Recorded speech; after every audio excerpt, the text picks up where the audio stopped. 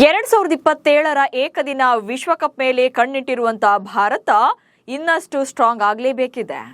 ಅದರಲ್ಲೂ ಬೌಲಿಂಗ್ ಯೂನಿಟ್ಗೆ ಮೇಜರ್ ಸರ್ಜರಿಗಳೇ ಆಗಬೇಕು. ಇದಕ್ಕೆ one of the best solution ಅಂದರೆ ಅದು ಸ್ವಿಂಗ್ ಕಿಂಗ್ ಭುವನೇಶ್ವರ್ ಕುಮಾರ್. ಮಾಜಿ ಕ್ರಿಕೆಟಿಗರೇ ಭುವಿ ಬೆನ್ನಿಗೆ ನಿಂತಿದ್ದಾರೆ.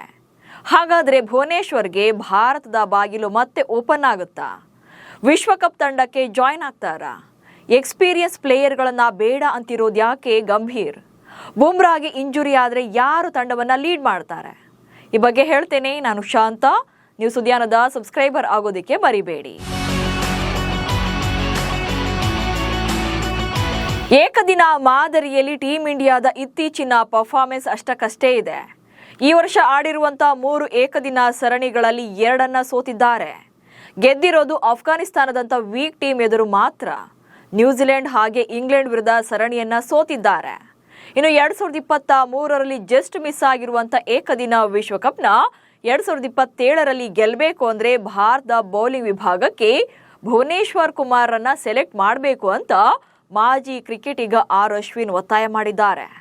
ಸದ್ಯಕ್ಕೆ ತಂಡದಲ್ಲಿ ಸೀಮ್ ಬೌಲರ್ ಇಲ್ಲ. ಈ ಸ್ಲಾಟ್ಗೆ ಭುವಿಯನ್ನ ಪಿಕ್ ಮಾಡಬೇಕು ಅಂತ ಸಲಹೆ ನೀಡಿದ್ದಾರೆ.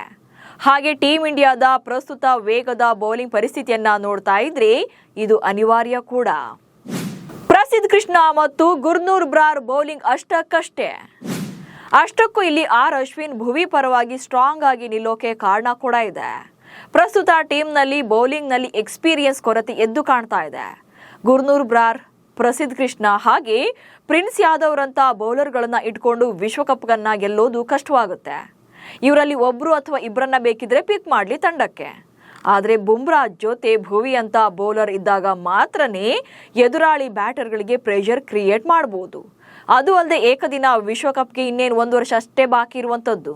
ಸೊ ಇಂಥ ಟೈಮಲ್ಲಿ ಯಾರ ಹೊಸಬ್ರನ್ನ ಕರ್ಕೊಂಡು ಅವರನ್ನ ರೆಡಿ ಮಾಡ್ತೀವಿ ಅನ್ನೋದಕ್ಕಿಂತ ಅನುಭವಿಗಳನ್ನೇ ಆಡಿಸೋದು ಬೆಸ್ಟ್ ಅಂತ ಸಲಹೆ ನೀಡಿದ್ದಾರೆ. ಹಾಗೆ ವಿಶ್ವಕಪ್ ತಂಡದಲ್ಲಿ ಆಡೋಕೆ ಭುವಿಗೆ ಎಲ್ಲ ಸಾಮರ್ಥ್ಯ ಕೂಡ ಇದೆ. ಅದು ಏನೆಲ್ಲ ಅನ್ನೋದನ್ನ ನೋಡ್ತಾ ಹೋಗೋಣ. IPLನಲ್ಲಿ ರಾಯಲ್ ಚಾಲೆಂಜರ್ಸ್ ಬೆಂಗಳೂರು ತಂಡ ಸತತ ಟ್ರೋಫಿಗಳನ್ನ ಗೆಲ್ಲುವಲ್ಲಿ ಭುವಿ ಪಾತ್ರ ತುಂಬಾನೇ ಮುಖ್ಯವಾಗಿತ್ತು. ಜೊತೆಗೆ 2 ಆವೃತ್ತಿಗಳಲ್ಲಿ 45 ವಿಕೆಟ್ಗಳನ್ನ ಬೇಟೆಯಾಡಿದ್ದಾರೆ. RCB ತಂಡದ ಪ್ರಮುಖ ಬೌಲರ್ ಆಗಿರುವಂತಹ ಭುವನೇಶ್ವರ್ ಕುಮಾರ್ RCB ತಂಡ ಸತತ ಅಂದ್ರೆ ಬ್ಯಾಕ್ ಟು ಬ್ಯಾಕ್ ಟ್ರೋಫಿಗಳನ್ನ ಗೆಲ್ಲುವಲ್ಲಿ ಅವರ ಪಾತ್ರ ಕೂಡ ತುಂಬಾನೇ ಹೆಚ್ಚಿನದು. ಸೊ ಜಸ್ಟ್ 2 ಸೀಸನ್ಗಳಲ್ಲಿ 45 ವಿಕೆಟ್ಗಳನ್ನ ಬೇಟೆಯಾಡಿ ತಾನೆಂಥ ಕ್ವಾಲಿಟಿ ಬೌಲರ್ ಅನ್ನೋದನ್ನ ತಮ್ಮ ಪ್ರದರ್ಶನದ ಮೂಲಕವೇ ಪ್ರೂವ್ ಮಾಡಿದ್ದಾರೆ. ಹಾಗೆ 2026ರ ಸೀಸನ್ನಲ್ಲಿ ಪವರ್ ಪ್ಲೇನಲ್ಲಿ 17 ವಿಕೆಟ್ಗಳನ್ನ ತೆಗೆದು ಶಮಿ ಅವರ ಸಾರ್ವಕಾಲಿಕ ದಾಖಲೆಯನ್ನ ಬ್ರೇಕ್ ಮಾಡಿದ್ದಾರೆ. 2026ರಲ್ಲಿ ಭುವನೇಶ್ವರ್ ಕುಮಾರ್ 16 ಪಂದ್ಯಗಳಿಂದ 28 ವಿಕೆಟ್ಗಳನ್ನ ಬೇಟೆಯಾಡ್ತಾರೆ.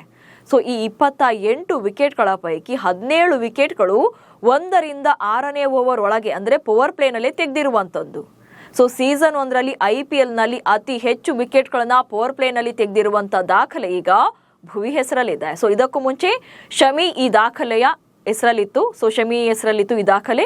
ಇದನ್ನ ಈಗ ಭುವಿ ಬ್ರೇಕ್ ಮಾಡಿ ತಾನೆಂತ ಪವರ್ ಪ್ಲೇ ಬೌಲರ್ ಅನ್ನೋದನ್ನು ಕೂಡ ತೋರಿಸ್ಕೊಟ್ಟಿದ್ದಾರೆ. ಇನ್ನು ಸ್ವಿಂಗ್ ಬೌಲಿಂಗ್ ಸ್ಕಿಲ್ ಇರೋದ್ರಿಂದ ಬ್ಯಾಟರ್ಗಳ ಮೇಲೆ ಹೆಚ್ಚಿನ ಪ್ರೆಷರ್ ಅನ್ನ ಹಾಕಬಹುದು.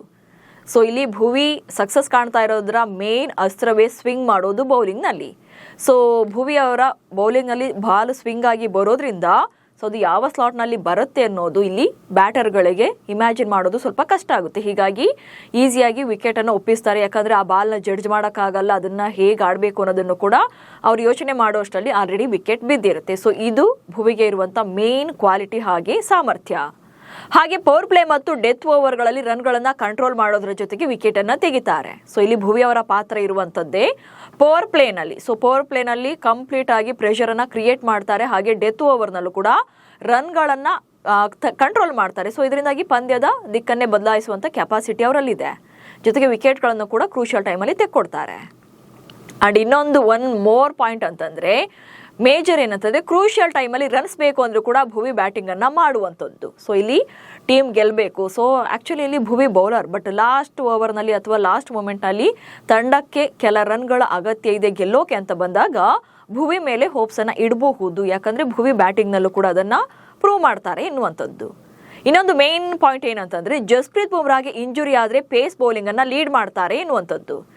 ಜಸ್ಪ್ರೀತ್ ಬುಮ್ರಾ ಟೀಮ್ ಇಂಡಿಯಾದ ಬೌಲಿಂಗ್ ಬ್ರಹ್ಮಾಸ್ತ್ರ, ಅದರಲ್ಲಿ ಯಾವುದೇ ಡೌಟ್ ಇಲ್ಲ. ICC ಟೂರ್ನಮೆಂಟ್ಸ್ ಅಂತ ಬಂದಾಗಲೂ ಕೂಡ ಭುವಿ ಜೊತೆಗೆ ಇಲ್ಲಿ ಬುಮ್ರಾ ಆಡಿದ್ರೆ ಬೆಸ್ಟ್ ಅನ್ನೋದು ಕೆಲವರ ಅಭಿಪ್ರಾಯ. ಬಟ್ ಇಲ್ಲಿ ಬುಮ್ರಾಗೆ ಇರುವಂಥ ಮೇಜರ್ ಪ್ರಾಬ್ಲಮ್ ಅಂತಂದ್ರೆ ಅವರು ಪದೇ ಪದೇ ಇಂಜುರಿಗೆ ಒಳಗಾಗ್ತಾರೆ ಅನ್ನುವಂಥದ್ದು. ಹೀಗಾಗಿ ಅಥವಾ ಕೆಲ ಪಂದ್ಯಗಳಲ್ಲಿ ರೆಸ್ಟ್ ಕೊಡಬೇಕು, ಅಥವಾ ಬುಮ್ರಾ ಇಂಜುರಿ ಆಗಿದೆ, ಪ್ಲೇಯಿಂಗ್ 11 ಹೊರಗಿದ್ದಾರೆ ಅಂತಂದಾಗ ಅವರ ಪ್ಲೇಸ್ಗೆ ಏನು ತಂಡದ ಲೀಡ್ ಮಾಡುವಂಥ ಜವಾಬ್ದಾರಿಯನ್ನ ಬೌಲಿಂಗ್ ವಿಭಾಗದಲ್ಲಿ ಲೀಡ್ ಮಾಡುವಂಥ ಸಾಮರ್ಥ್ಯ ಭುವನೇಶ್ವರ್ ಕುಮಾರ್ಗೆ ಇದೆ. ಹೀಗಾಗಿ ಅವರನ್ನ ತಂಡಕ್ಕೆ ಸೆಲೆಕ್ಟ್ ಮಾಡಿದ್ರೆ ಬೆಸ್ಟ್ ಅನ್ನೋದು ಇವರೆಲ್ಲರ ಅಭಿಪ್ರಾಯ.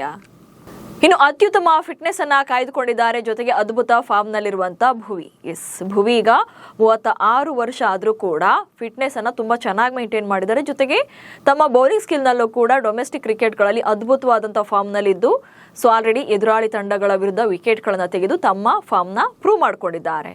ಅಂಡ್ ಒನ್ ಮೋರ್ ಪಾಯಿಂಟ್ ಅಂತಂದ್ರೆ ವಿದೇಶಿ ಪಿಚ್ ಗಳಲ್ಲಿ ಸಾಕಷ್ಟು ಎಕ್ಸ್ಪೀರಿಯನ್ಸ್ ಇರೋದ್ರಿಂದ ಪ್ಲಸ್ ಆಗುತ್ತೆ. ಏನೀಗ ಪ್ರಸಿದ್ಧ ಕೃಷ್ಣ ಇರ್ಬೋದು, ಅಥವಾ ಗುರ್ನೂರ್ ಬ್ರಾರ್ ಇರ್ಬೋದು, ಅಥವಾ ಪ್ರಿನ್ಸ್ ಯಾದವ್, ಇವರ ಮೇಲೆ ಡಿಪೆಂಡ್ ಆಗ್ತೀವಿ ಅನ್ನೋದಕ್ಕಿಂತ, ಯಾಕಂದ್ರೆ ಈ ಎಲ್ಲಾ ಬೌಲರ್ಗಳಿಗೆ ವಿದೇಶಿ ಪಿಚ್ ಗಳಲ್ಲಿ ಆಡಿರುವಂತ ಅನುಭವ ಕಡಿಮೆ ಇದೆ. ಅದು ಅಲ್ಲದೆ 2027ರ ವಿಶ್ವಕಪ್ ವಿದೇಶಗಳಲ್ಲಿ ನಡೀತಾ ಇರೋದ್ರಿಂದ ಅಲ್ಲಿ ಎಕ್ಸ್ಪೀರಿಯನ್ಸ್ ಇರುವಂತ ಅನುಭವಿ ಆಟಗಾರನಾಗಿರುವಂತ ಭುವಿಯನ್ನ ಪಿಕ್ ಮಾಡಿದ್ರೆ ಬೆಟರ್. ಹೊಸ ಬೌಲರ್ಗಳನ್ನ ಆ ಪಿಚ್ಗಳಲ್ಲಿ ಆಡಿಸೋ ಬದಲು ಭುವಿ ಬೆಟರ್ ಆಪ್ಷನ್ ಅನ್ನೋದು ಇಲ್ಲೆಲ್ಲರ ಅಭಿಪ್ರಾಯ. ಈ ಎಲ್ಲಾ ಕಾರಣಗಳಿಂದಾಗಿ ಭುವನೇಶ್ವರ್ ಕುಮಾರ್ ಭಾರತ ಪರ ಆಡೋದ್ರಿಂದ ತಂಡಕ್ಕೆ ಹೆಚ್ಚಿನ ಲಾಭ ಇದೆ. ಅಷ್ಟಕ್ಕೂ ಇಲ್ಲಿ BCCI ಕೊಡ್ತಾ ಇರುವಂತ ರೀಸನ್ ಅಂದ್ರೆ ಭುವಿಗೆ ಈಗ 36 ವರ್ಷ, ನೆಕ್ಸ್ಟ್ ವಿಶ್ವಕಪ್ ಹೊತ್ತಿಗೆ 37 ವರ್ಷ ಆಗುತ್ತೆ ಅಂತ. ಆದ್ರೆ ತಂಡದಲ್ಲಿ ರೋಹಿತ್ ಶರ್ಮಾ, ವಿರಾಟ್ ಕೊಹ್ಲಿ ಇದ್ದಾರೆ, ಇವರಿಬ್ರು ಕೂಡ ಸೀನಿಯರ್ಗಳೇ. ಆದ್ರೆ ಅವರಲ್ಲಿ ಇರುವಂತ ಸಾಮರ್ಥ್ಯದಿಂದಲೇ ಅವರನ್ನ ತಂಡದಲ್ಲಿ ಕಂಟಿನ್ಯೂ ಮಾಡ್ತಿದ್ದಾರೆ. ಹೀಗಿರುವಾಗ ಭುವಿಗೆ ಅವಕಾಶ ಯಾಕಿಲ್ಲ?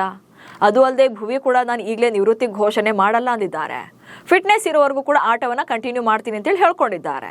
ಆದ್ರೆ BCCIನ ಸೆಲೆಕ್ಟರ್ಗಳು ಯುವ ಆಟಗಾರರ ಕಡೆ ಮುಖ ಮಾಡಿದ್ರೆ ಅದು ಅವರೇ ಮಾಡಿಕೊಳ್ಳುವಂತ ನಷ್ಟವಾಗುತ್ತೆ ಅಷ್ಟೇ. ಇನ್ನು ಭುವನೇಶ್ವರ್ ಕುಮಾರ್ ಭಾರತ ತಂಡದ ಪರ ಕೊನೆಯದಾಗಿ 2022ರ ನವೆಂಬರ್ನಲ್ಲಿ ಆಡಿದ್ದೇ ಕೊನೆ. ಆನಂತರದಲ್ಲಿ ಅವರಿಗೆ ಟೀಮ್ ಇಂಡಿಯಾದಲ್ಲಿ ಅವಕಾಶ ಸಿಕ್ಕಿಲ್ಲ. ಆದ್ರೆ ಅವರಲ್ಲಿರುವಂತ ಸ್ಕಿಲ್ ಫಾರ್ಮ್ ನೋಡ್ತಾ ಇದ್ರಿ ಅವಕಾಶ ಕೊಡ್ಲೇಬೇಕು ಅನ್ನೋ ರೀತಿಯಾಗಿ ಆಡಿದ್ದಾರೆ.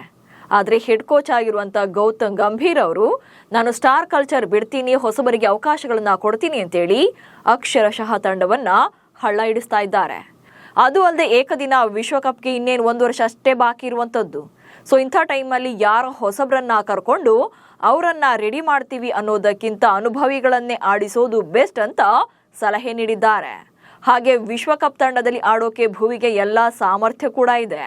ನಿಮಗೂ ಕೂಡ ಭುವಿಗೆ ಭಾರತ ಏಕದಿನ ವಿಶ್ವಕಪ್ ತಂಡದಲ್ಲಿ ಅವಕಾಶ ನೀಡಬೇಕು ಅನಿಸಿದ್ರೆ ಕಮೆಂಟ್ಸ್ ಮೂಲಕ ತಿಳಿಸಿ. ಹಾಗೆ ಸುದ್ದಿಯನ್ನು ಫಾಲೋ ಮಾಡಿ. ನಮಸ್ಕಾರ.